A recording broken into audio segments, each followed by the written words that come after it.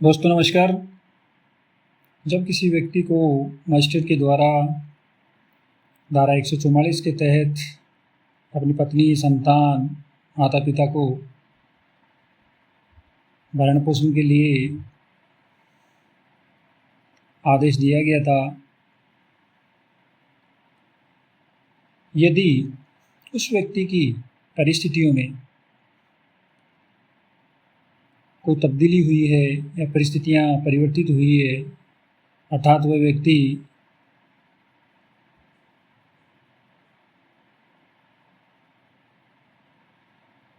अपने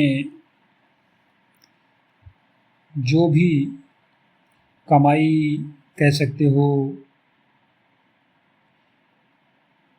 या जो भी अपने कार्य करने की उसकी रूपरेखा है, उसमें अगर परिवर्तन हुआ है, अर्थात वह कम या ज़्यादा कमाने लग गया है, तो वह मजिस्ट्रेट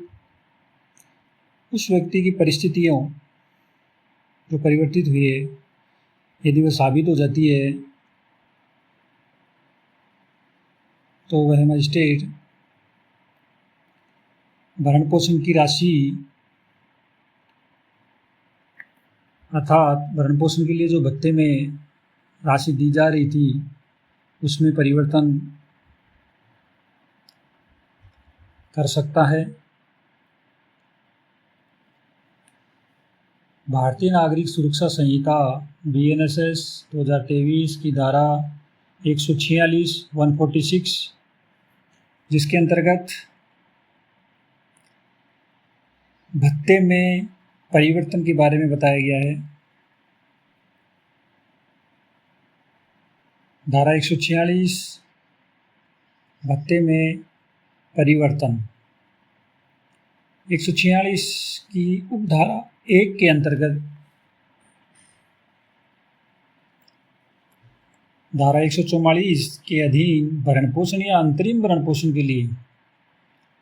मासिक भत्ता पाने वाले या यथास्थिति जैसी भी स्थिति हो,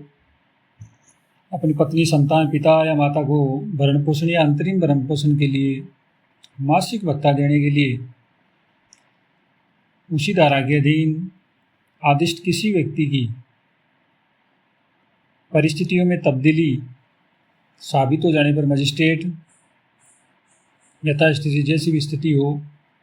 भरण पोषण या अंतरिम भरण पोषण के लिए भत्ते में ऐसा परिवर्तन कर सकता है जैसा वह मजिस्ट्रेट ठीक समझे। धारा 146 की उपधारा 2 के अंतर्गत जहाँ मजिस्ट्रेट को यह प्रतीत होता है कि धारा 144 के अधीन दिया गया कोई भी आदेश किसी सक्षम सिविल न्यायालय के किसी विनिश्चय अर्थात सिविल न्यायालय के किसी निर्णय के परिणाम स्वरूप रद्द या परिवर्तित किया जाना चाहिए, वहाँ पर वह मजिस्ट्रेट यथास्थिति जैसी भी स्थिति हो उस आदेश को रद्द कर देगा या परिवर्तित कर देगा। धारा 146 की उपधारा 3 के अंतर्गत जहाँ पर धारा 144 के अधीन कोई आदेश ऐसी महिला के पक्ष में दिया गया है जिसके पति ने उससे विवाह विच्छेद कर लिया है या जिसने अपने पति से विवाह विच्छेद प्राप्त कर लिया है, वहाँ यदि मजिस्ट्रेट का समाधान हो जाता है, वहाँ पर मजिस्ट्रेट को ये उचित प्रतीत होता है कि उस महिला ने ऐसे विवाह विच्छेद की तारीख के पश्चात पुनः विवाह कर लिया है, तो वह ऐसे आदेश को उस महिला के पुनर्विवाह की तारीख से जो भरण पोषण का आदेश था उसको रद्द कर देगा तथा उस महिला के पति ने उससे विवाह विच्छेद कर लिया है, तलाक ले लिया है और उस महिला ने उक्त आदेश के पूर्व या पश्चात वह पूरी धनराशि प्राप्त कर ली है जो पक्षकारों को लागू किसी रूढ़िजन्य या स्वीप्य विधि के अधीन, परंपरा के अधीन ऐसे विवाह विच्छेद पर देय थी, तो वह ऐसे आदेशों को मजिस्ट्रेट उस दशा में जिसमें ऐसी धनराशि ऐसे आदेश से पूर्व दे दी गई थी, उस आदेश के दिए जाने की तारीख से भरण पोषण के आदेश को रद्द कर देगा। तथा किसी अन्य दशा में उस अवधि की यदि कोई हो जिसके लिए पति द्वारा उस महिला को वास्तव में भरण पोषण दिया गया है, समाप्ति की तारीख से भरण पोषण के आदेश को रद्द कर देगा।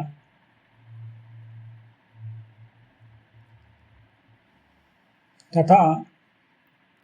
उस महिला ने अपने पति से विवाह विच्छेद प्राप्त कर लिया है, तलाक प्राप्त कर लिया है, और उसने अपने विवाह विच्छेद के पश्चात अपने यथास्थिति जैसी भी स्थिति हो भरण पोषण या अंतरिम भरण पोषण के आधारों का स्वेच्छा से अभ्यर्पण, स्वेच्छा से सरेंडर कर दिया था, तो वह आदेश को उसकी तारीख से रद्द कर देगा। धारा 146 की उपधारा 4 के अंतर्गत किसी भरण पोषण या दहेज की किसी ऐसे व्यक्ति के द्वारा जिसे धारा 144 के अधीन भरण पोषण और अंतरिम भरण पोषण या उनमें से किसी के लिए कोई मासिक भत्ता दिए जाने का आदेश दिया गया था, उसकी वसूली के लिए डिक्री करने के समय सिविल न्यायालय उस राशि की भी गणना करेगा जो उसे आदेश के अनुसरण में यथास्थिति जैसी भी स्थिति हो भरण पोषण या अंतरिम भरण पोषण या उनमें से किसी के लिए मासिक भत्ते के रूप में उस व्यक्ति को दी जा चुकी है या उस व्यक्ति द्वारा वसूल की जा चुकी है। उक्त धारा 146 CRPC की धारा 127 के समरूप है।